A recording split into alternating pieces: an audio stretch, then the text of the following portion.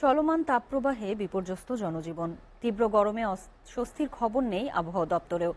তৃতীয় ধাপে সারা দেশে হিট অ্যালার্ট জারি করা আবহাওয়া অফিস। এপ্রিল ও মে মাস জুড়ে এমন তাপদাহ থাকতে পারে বলে জানায়। বলা হচ্ছে, বাতাসে জলীয় বাষ্পের উপস্থিতি বাড়ার ফলে গরমের তীব্রতা বৃদ্ধি পাচ্ছে। কালবৈশাখী কিংবা ঝড় বৃষ্টি ছাড়া এই তাপদাহ থেকে উত্তরণ সম্ভব নয়। সাজ্জাদ জাহানের প্রতিবেদন।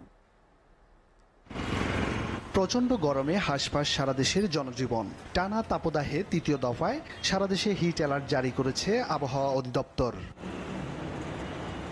গরমের তীব্রতায় অসুস্থ হয়ে পড়ছেন অনেকে। এমন পরিস্থিতিতে প্রয়োজন ছাড়া বাহিরে না বের হওয়ার পরামর্শ থাকলেও উপায় নেই খেটে খাওয়া মানুষের। প্রচণ্ড গরম ভাই, সহ্য করার মতো না। একবারে হাত পা ঝালা ভরা করতে আছে। ঠান্ডা পানি ফ্রিজ থেকে খাইছি, প্রায় 3-4 বোতল খাইছি, আর শরবত খাইছি 2 গ্লাস সকাল থেকে এই পর্যন্ত।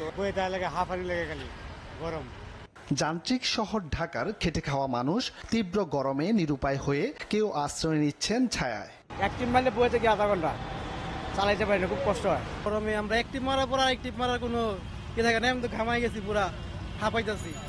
গরমের তাপদাহ থেকে স্বস্তি পেতে অস্বাস্থ্যকর পরিবেশে তৈরি শরবত কিংবা আখের রস পান করছেন নগরবাসী।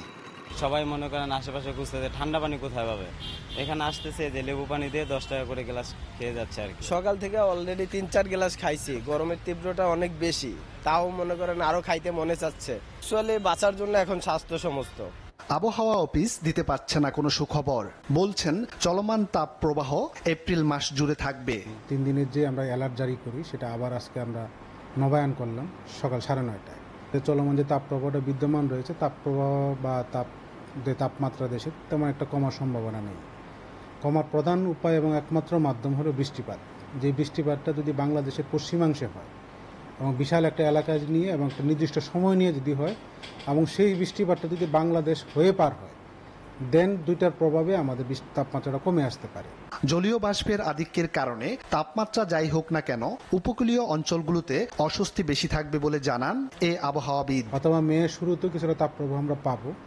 তো সামান্য সময়ের সময় হয়তো বা নর্থ ইস্টার্ন পাশে আমরা এপ্রিলের শুরুর দিকে 2-3 তারিখের দিকে সামান্য বৃষ্টি হতে পারে। তা হয়তো বা তখন তাপমাত্রা কিছুটা কমে আসতে পারে, বিশেষ করে নর্থ ইস্টার্ন পার্টগুলোতে, বিশেষ করে সিলেট ডিভিশন, ময়মনসিংহ এবং চট্টগ্রাম ডিভিশন। কালবৈশাখী ঝড় কিংবা ঝড় বৃষ্টি ছাড়া গরমের এই তীব্রতা থেকে রেহাই পাওয়া সম্ভব নয় বলে মনে করছে আবহাওয়া অফিস।